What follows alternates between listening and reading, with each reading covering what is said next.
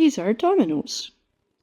We notice that there are two sides to each domino, and there are some dots on each side. We refer to those dots as pips. And one of the ways in which we can use the dominoes is to help us make numbers to add and subtract. Now in this case, I want to work with two-digit numbers, but before I do the actual addition or subtraction, I want to round those two-digit numbers to get an estimate. So I'm going to choose this domino, and I'm going to choose this domino. So this domino gives me the number 58. This domino gives me the number 33. So like I said, I'm going to start with my estimate.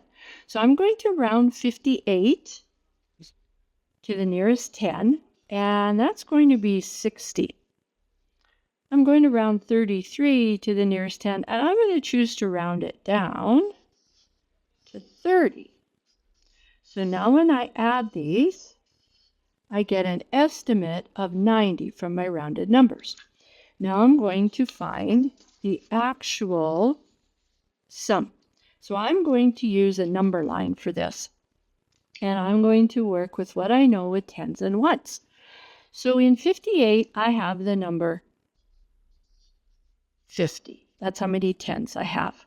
So now I'm going to add the tens that are in 33, and there's 3 of them. So 10, 20, 30. So 50, 60, 70, I'm at 80. So now I've added my tens. Now I'm going to add my ones. So I have 8 and I have 3. I know that makes 11.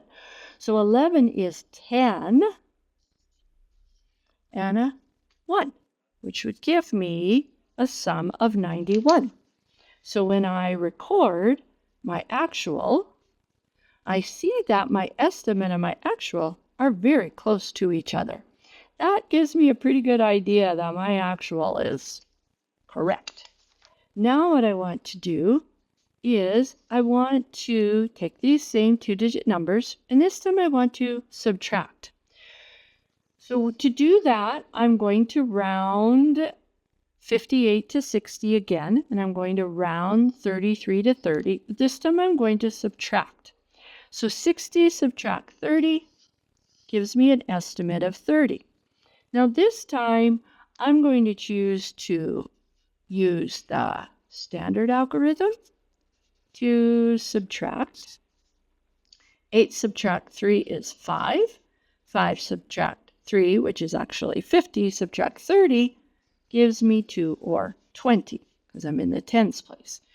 So I notice that there's only a difference of 5 between my estimate of 30 and my actual of 25. So those are pretty close. So here is one way in which we can use the dominoes to make numbers that then we can add and subtract. And we have also done some estimating in here.